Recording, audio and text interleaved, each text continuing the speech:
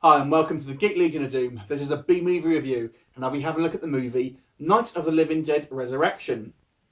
So, a couple of things before we get started with this movie, or this review.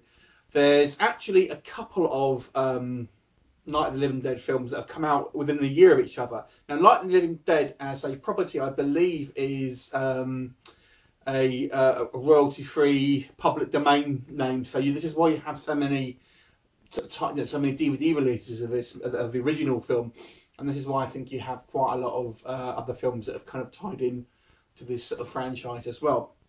So this one is Night of the Living Dead Resurrection. You also had Night of the Living Dead Reanimation, which was an American sort of version, if you like, which came out within a year of this one. So this one's actually a British, or more specifically a Welsh production, and so one major thing with this one, this is an extremely low budget film.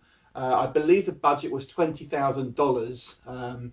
So you're probably looking at, around no more than sort of £15,000. So you're going to get the idea just from this sort of budget about what this film, what kind of film this is going to be.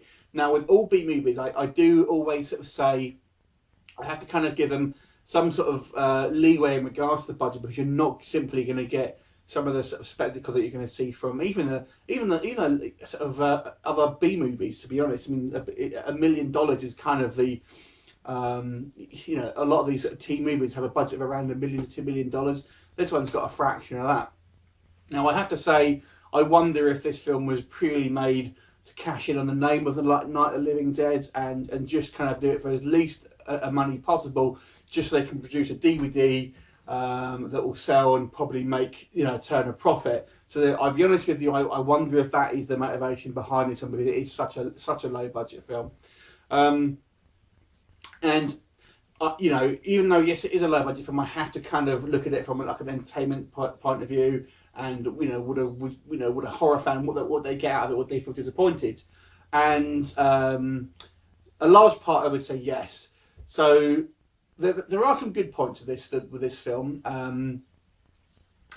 There's quite a big well, okay, let's start off by saying this. It's called Night of the Living Dead. It's not really a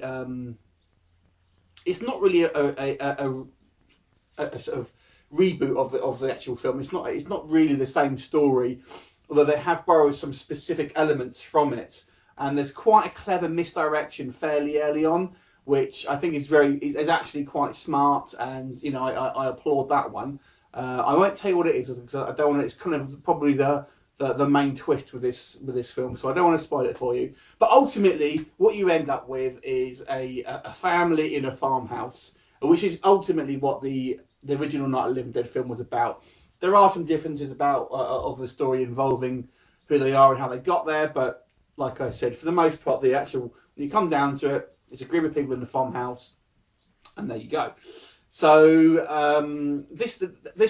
the thing is here, they're actually a family. There's a I think there's about 6 of them or so, and initially, and as obviously the film progresses, they sort of whittle down somewhat.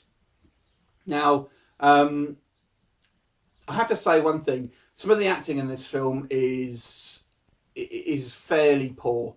Now, for the most part, the kind of, what I mean by that is a lot of the minor characters, and one especially is the character called Sammy. And if you're watching this, I would strongly recommend that you don't think about a career in acting. Do something else, because acting, it just simply isn't your bag. Because there are some of the minor characters. His character being by far the worst, but they're pretty bad in regards to their acting ability. The main cast, I would say, fare a bit better. It's passable acting for this type of thing. But as I say, some of the minor characters, not just him, but there are some other sort of smaller characters that sort of crop up towards the end of the film. Again, pretty poor acting, I have to say. So that does take everything, because it is kind of that bad. Maybe also it's kind of quite slow in places. There's quite a lot of sort of slow burning drama involved, and not a hell of a lot of horror in a way. The horror that you do have and the sort of gore that you do have for the budget is actually not too bad and fairly effective. One of the things I necessarily didn't like about it, now in the original Night of the Living Dead, towards the end of that film, you kind of saw how the sort of maybe non-affected humans were kind of almost becoming a little bit more brutal, and you know, how society was breaking down, and it was kind of looking at man's inhumanity to man.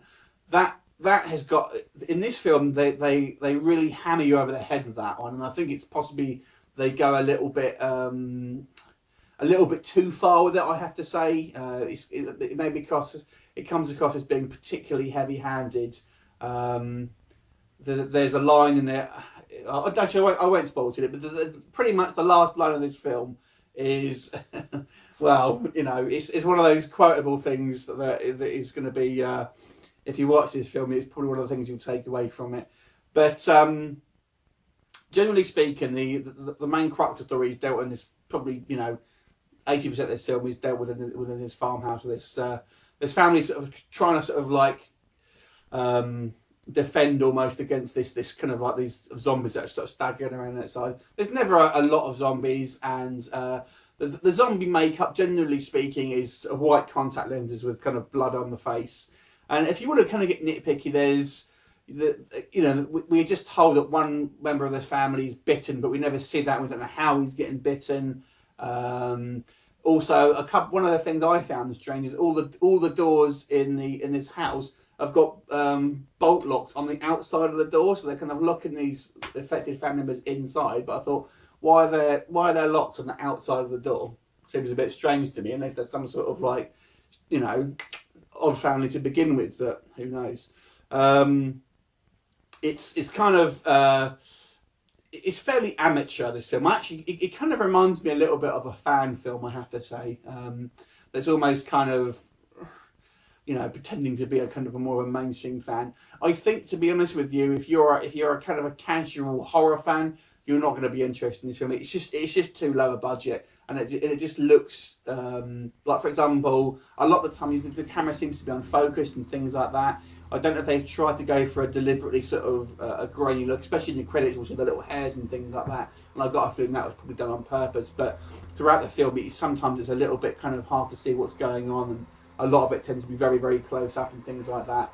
But it wasn't a bad effort for this kind of mega low budget. So I would say if you can look at a film and kind of ignore the budget, you may get you may find it interesting. But as a general audience, I really don't think you'd be interested in this film. If you just kind of like zombie films as a whole, there's so many of them, and they're so kind of cheap to produce. This one really is the sort of the lowest end of the sort of the budgetary scale.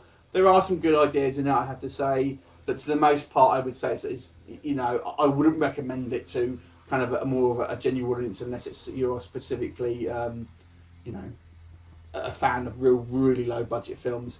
So I'm going to give this one a 4 out of 10. So just below average, I would say. And again, I based that on the budget. So have you seen it? Let me know what you think and leave me a comment. I look forward to you next time. See you later.